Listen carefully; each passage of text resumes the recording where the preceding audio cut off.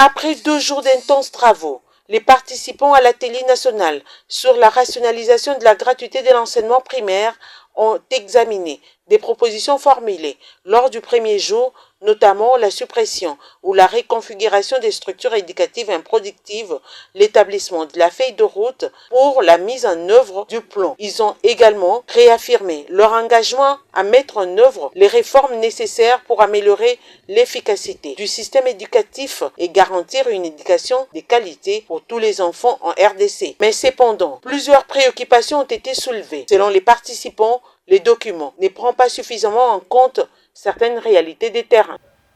Ce qui est d'abord à noter, c'est que nous, en tant que syndicat, nous saluons la politique de la rationalisation.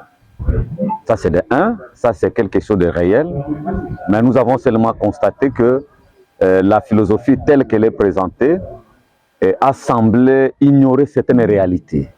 Quand on dit redéployer, cela veut dire prendre un agent qui était dans un bureau qui est supprimé, l'affecter dans un autre bureau qui est retenu. Or, en amont déjà, le bureau qui est retenu a déjà à l'interne les problèmes des effectifs pléthoriques. Comment on va résoudre les problèmes?